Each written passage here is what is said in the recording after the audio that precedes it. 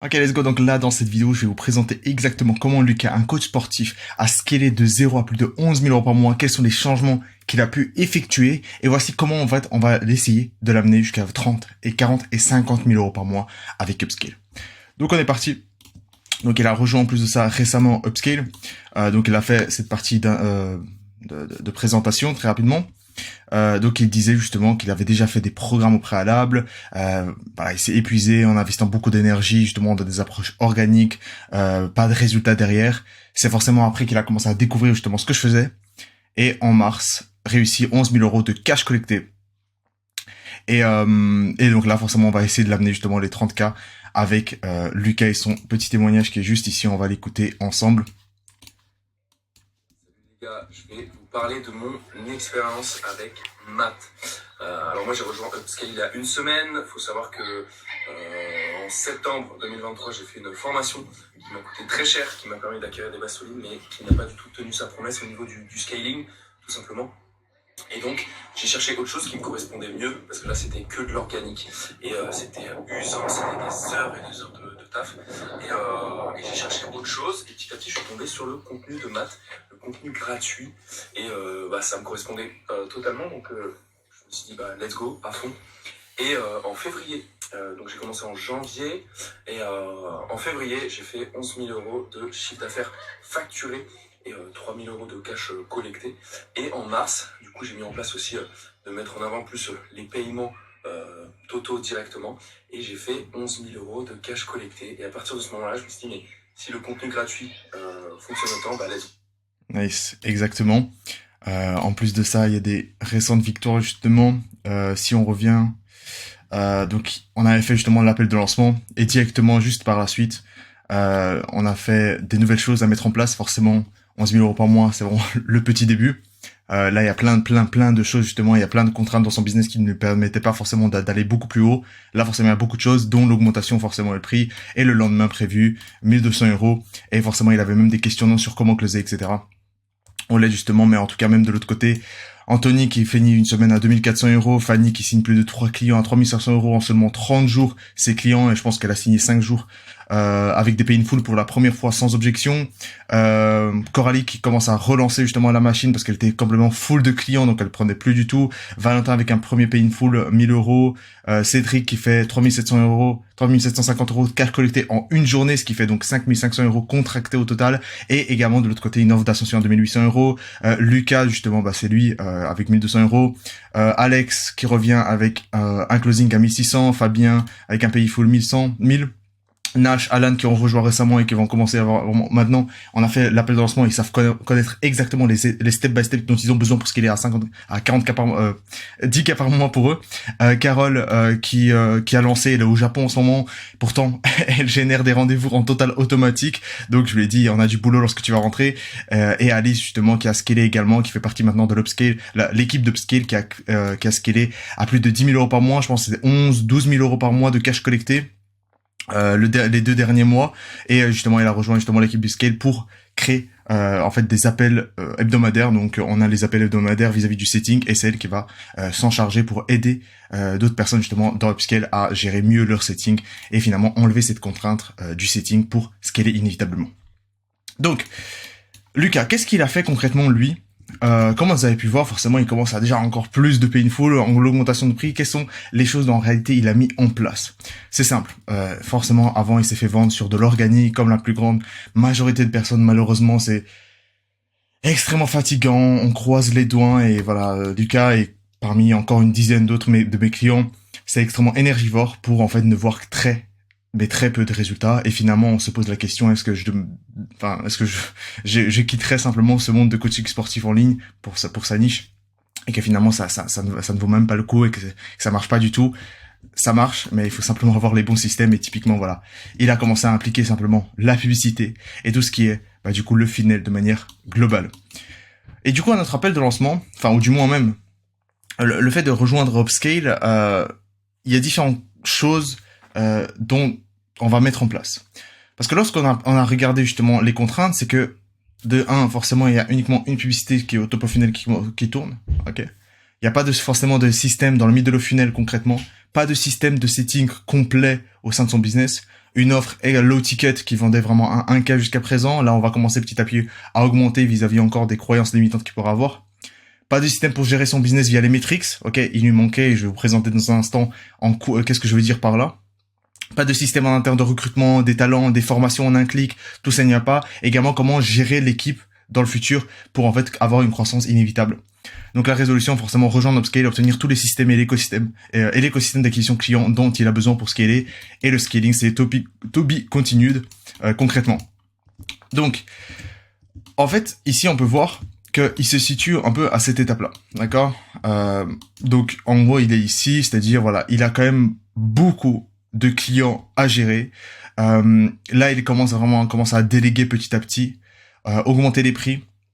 Là, l'objectif, c'est qu'en fait, on passe de ce petit freelance à en fait un propriétaire d'un business. Donc la différence, en fait, c'est les systèmes, les talents, et en fait avoir une offre beaucoup plus scale-up avec un trafic payant prédictible, qui soit régulier, en développant justement son audience de l'autre côté, avec des systèmes de scaling concrètes, ok. Tout le monde peut lancer une publicité, ramener des abonnés, faire les premières ventes, mais lorsqu'il s'agit de scaler, on passe à un autre niveau, ok. On passe vraiment à un autre niveau. Donc là, il faut avoir justement des bons principes et des bonnes règles, les règles d'or du scaling vis-à-vis en fait du funnel qu'on applique la grande majorité du temps. Et forcément, je développe comment avoir des clients contents, comment avoir une équipe contente et comment être un entrepreneur épanoui et content et finalement avoir des marges supérieures qui nous permettent justement de faire ce qu'on veut dans la vie. Donc, il est venu forcément au niveau de la décentralisation, il veut travailler forcément sur son business et plus dans son business. Donc en gros, lui, quand je lui commençais à notre appel, je lui posais des questions sur en fait la data, les métriques concrètes vis-à-vis de ce qu'il lance aujourd'hui, il y avait rien. Et c'est là en fait où forcément on se rend compte, c'est que si on veut scaler à 30, 40, 50 cas par mois, ce n'est pas une question d'émotion.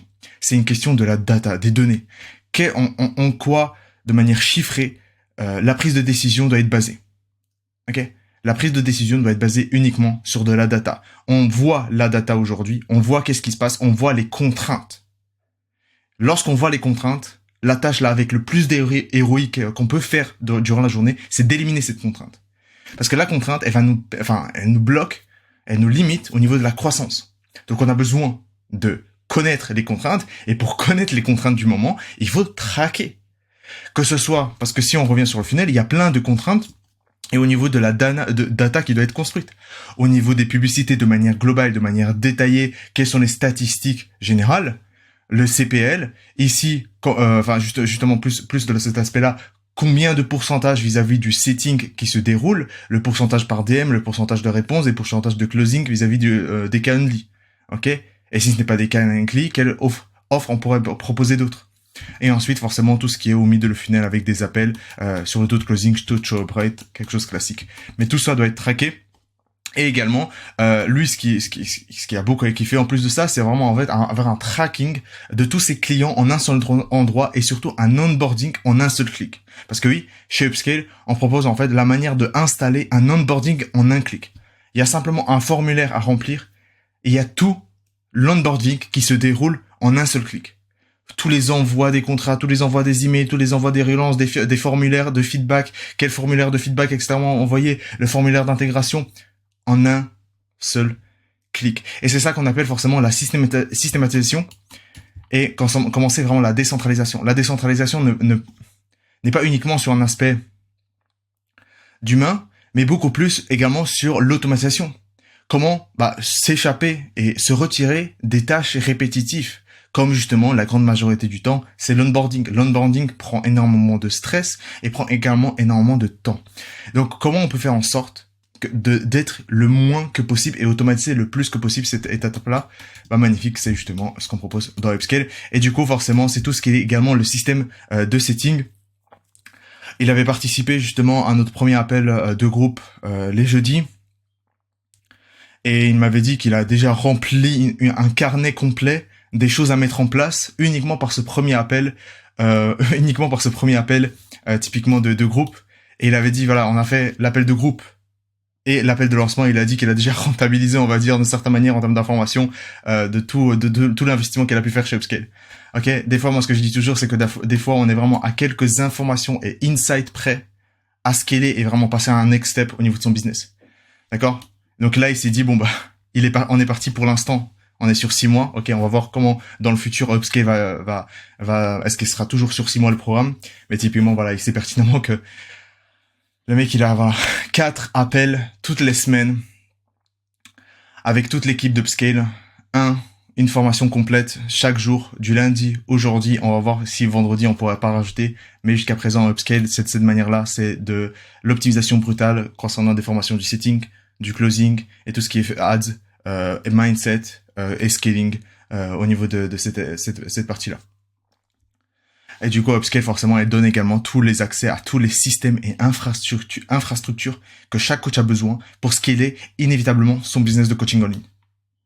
Donc, développer justement tout ce qui est la partie setting, développer sa vision et la mission pour en fait avoir inévitablement une cohésion d'équipe sur laquelle les gens ils peuvent se baser en disant ok, je rentre dans cette entreprise, il y a ce type de valeur, il y a ce type de principe et il y a cette mission que le fondateur justement veut rejoindre. Est-ce que ça match avec moi? Parce que il y a eu également le culture fit lorsqu'on parle du recrutement qui doit être axé, c'est-à-dire est-ce que vis-à-vis de notre vision, nos principes, est-ce que c'est quelque chose qui match avec la personne? Typiquement, ça c'est vraiment des questions vis-à-vis des questions de recrutement. Et là, typiquement, forcément, vous pourrez voir si en amont il y a des personnes, il y a du culture fit ou pas du tout, parce que là, un gros red flag qu'il peut y avoir dans le processus de recrutement, c'est ne pas avoir du culture fit. C'est quelque chose que j'aborde justement, typiquement. Et donc là, typiquement, là, il a littéralement toutes les bases pour scaler et tous les insights forcément dont il a besoin pour scaler inévitablement justement son business à 30, 40, 50K par mois de cash collecté dans le futur en utilisant simplement ce système. Et là, forcément, on va beaucoup parler beaucoup plus de tout ce qui est système d'automatisation, de la tracking, de recrutement et tout ce qui est système en interne en fait pour développer inévitablement son business et travailler comme ça, travailler sur son business au lieu de dans son business de manière prédictible. En tout cas, si toi t'es un coach en ligne qui fait entre 3000 et 15 000 € par mois, tu veux scaler ton activité, réserve le premier lien en description et je serai ravi d'en discuter avec toi, voir comment je